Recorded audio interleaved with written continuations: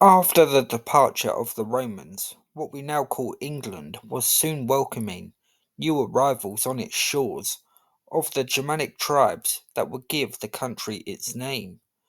Angles, Saxons, as well as Jutes were supposedly invited over by the Britons to deal with the troublesome Picts in the north.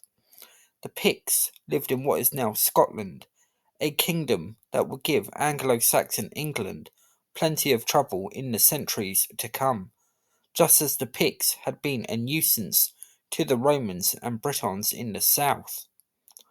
The Anglo Saxons soon took control over the land at the expense of the Britons, who retreated westwards into Wales or fled over the Channel. Over the following centuries, a sense of Englishness began to emerge, although there was continuous jostling for power among the Anglo Saxon kingdoms that had emerged, Wessex and Mercia most prominent among them. As the Anglo Saxons argued among themselves, a far greater threat than any internal problem emerged in the late 8th century. The holy island of Lindisfarne was sacked in 793, signalling the arrival of the Vikings. Despite the shocking scenes on Lindisfarne, it will be a few decades yet before the extent of the Viking threat truly began to show itself. Fortunately for the Anglo Saxons, when the Viking invaders did up the ante, the Saxons were able to produce numerous fine kings who took the fight to these unwelcome visitors. Under the likes of Athelred I of Wessex, the Anglo Saxons were able to defy the Vikings bravely, though of course the invaders would also make significant conquests.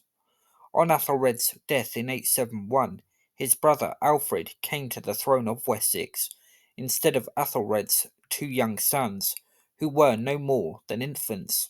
The Viking Wars were no place for child rulers, and Alfred knew this better than anyone.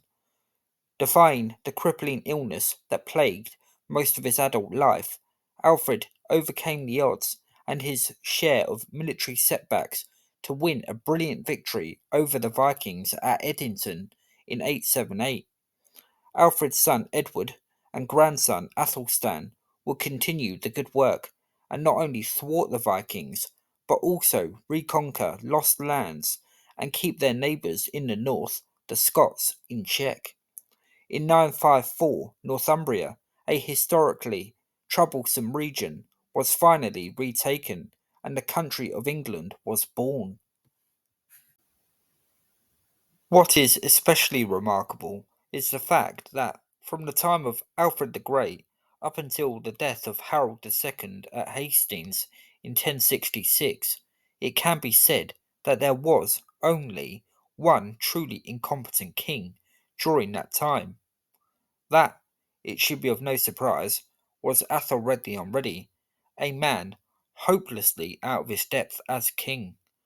Long forgotten kings like Edmund the Magnificent, and Edred, the latter of who, like Alfred, suffered from a debilitating illness, although this one was of a digestive nature, different from Alfred's illness. Both played a key role in England's unification, although the groundwork was undoubtedly done by Alfred and his two immediate successors.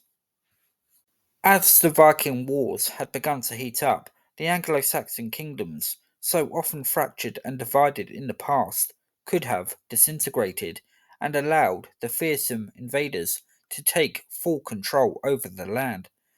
This didn't happen, save for a short period in the early 1000s during the reigns of King Canute and his two sons. This was thanks, as already indicated, to a long line of brilliant warrior kings. It seems sadly ironic that Anglo Saxon England should fall to the Norman Duke William, but fitting that the last Anglo Saxon king, Harold II, should die on the battlefield. 1066 spelled the death knell for Anglo Saxon England, but it went out with a bang.